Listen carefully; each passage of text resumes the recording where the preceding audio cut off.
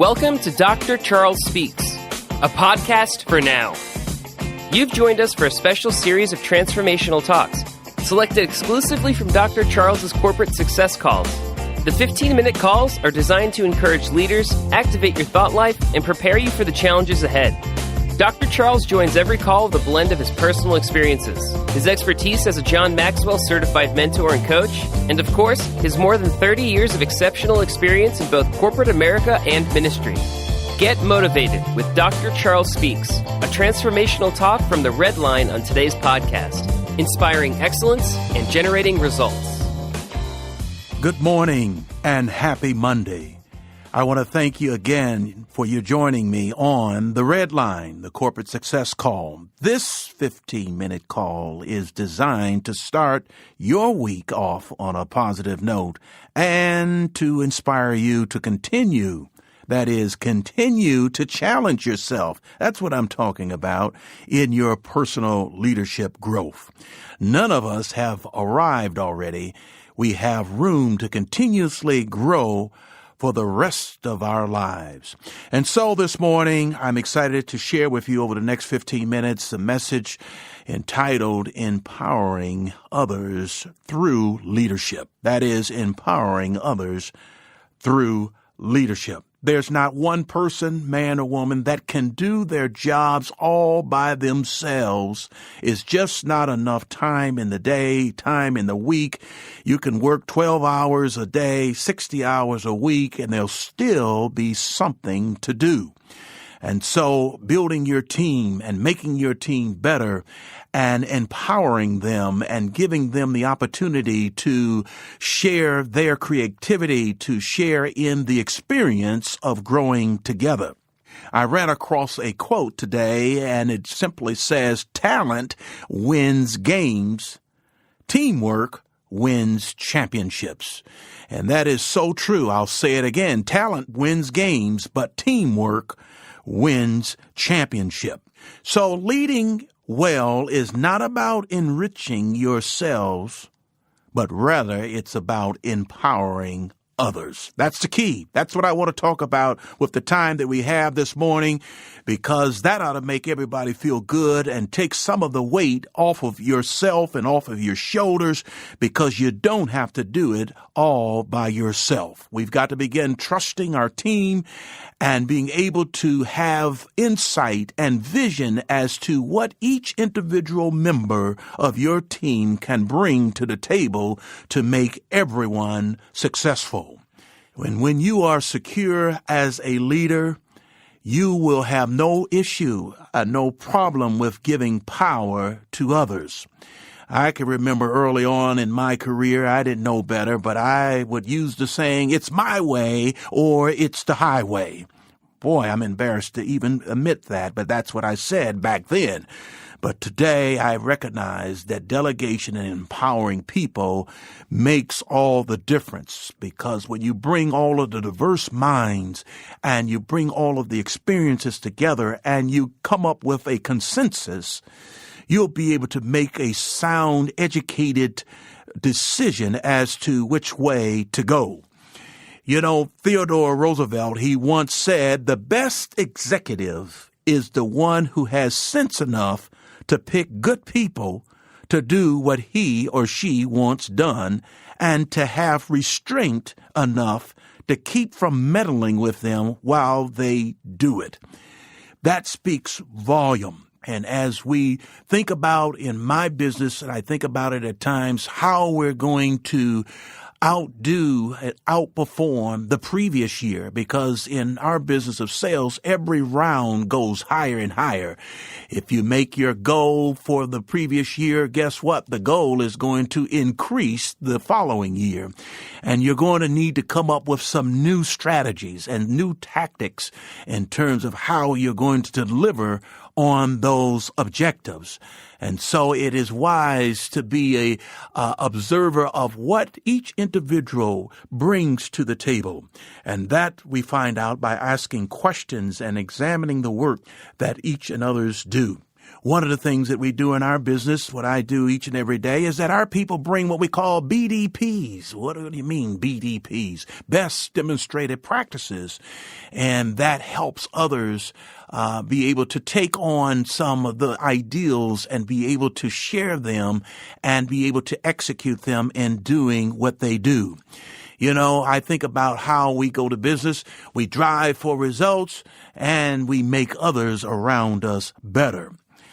So the objective should be in leadership to lead others by helping them reach their potential by building them up. And how do we build up the folks on our team? How do we build them up? By giving them resources. Number 2, giving them the authority. And number 3, giving them the responsibility. And then number 4, then turn them loose to achieve that which you have given them. You'll be amazed what you will get out of those that you allow to be creative, to think forward, and to look at a situation and make it better. You know, we don't have to reinvent the wheel. We just simply have to make it better. When Ford made the Model T and it all came in just one color, you could buy it, it was black. That's how the automobile industry started with Ford. He had the Model T. Well, we moved on and we were able, GM came up with other cars and selections and other colors to different cars. And so you see how the cars have evolved over the years. And someday, if you live long enough, we'll see flying cars and being able to navigate through the skies and try to make our way to our destinations of where we're going. It may sound far-fetched, but it can happen. And so that took a creative mind.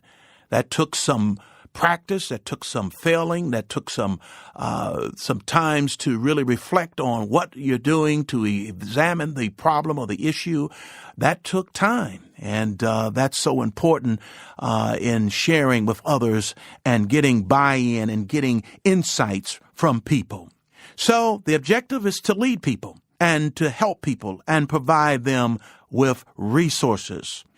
All of this means being on their side, encouraging them, giving them the power and helping them to succeed. You know, everyone has a position. I love to use sports analogies. I think about a baseball team and the different positions that each player plays on the team. The first baseman, he's got to have a first base mitt. The second baseman, the shortstop, third base, they have to have infielders' gloves. The outfielders have to have a larger glove to catch those fly balls. And the catcher has a special mitt for the pitcher throwing the ball to the catcher. And all of these players come together to catch the ball, to perform on the field and come off of the field and hit the ball and win the game. Ultimately, the championship is their goal. But to bring them together, as I said, you can have all the talent in the world, but you're going to need a team that works together and plans together and supports each other all the way to victory. This may go against what you may have been taught, but looking back, I can remember 2 leadership games that we were taught as kids. One of them was King of the Hill and Follow the Leader was the other. And so you remember what was the objective of King of the Hill. You remember that? The objective was to knock other people down so that you could be the leader. And so today, in today's world and corporate environment and growing environment, we need everybody at the top of the hill so that we can all win together, plan together, and be victorious holding up the trophy at the end of the day. And then you think about follow the leader. And that goes back to that earlier thinking I said, it's my way or the highway, do as I say. That has changed. And if you're still in that mindset, I'm challenging you to change that mindset and begin to bring a consensus in and bring people in on the discussion and on the big plan. You'd be amazed of what can happen and how the team will gel together. What's the benefit of it? People get excited about having ownership. People get excited about having something that they contribute versus someone in a leadership role, giving them the script to follow and not to deviate from that script. But when people on your team are able to see the foundation of what you're standing on and where you're trying to go, and you're asking them for assistance to help get there and get everyone there together. And so what was the point of follow the leader? It was to do things that you knew the followers couldn't do. All the while, this separated yourself from them and made the leader look more powerful. You remember that game? That was what it was all about, to give the followers something that they couldn't do. And so the problem with these games, whether it's King of the Hill or Follow the Leader, is that to win, you have to make all the other people lose. That doesn't sound right, does it? Because we want everybody to be participants and everyone to be winners. These games, King of the Hill and Follow the Leader, these games are based on insecurity and are opposite of the way to raise up leaders. And so we're going to take that in on this call today, is that you have an opportunity to get smarter, to grow, and to become larger, because when you bring more people in and you take their suggestions and you put them up on a board and you look at them all together and you challenge one another in terms of critiquing and how you can make it even better, you'll be amazed how things come together. The number one enemy of empowerment is really the fear of losing what we have. The number two enemy is resistance to change. You know, most people don't like change. We've done it this way all the time. And you remember I've said before on other podcasts, I've said the statement of, if it ain't broke, don't fix it. And so in that kind of thinking, you've got to be able to realize that there are ways to improve it. There are ways to make it better. There are ways to anticipate what the future may bring, because after all, if you're sticking with the same old, it can become obsolete. It can become old and stale. But when you're continuously adding in fresh ideals and fresh insights and asking questions among your people and listening to them and looking for ways to bring in some of those things that will work for the success for the entire project. So, leaders, I'm calling you out today. Be a change agent. You know, great leaders, they gain authority by giving it away. Why? Because the best leaders have a strong sense of self-worth.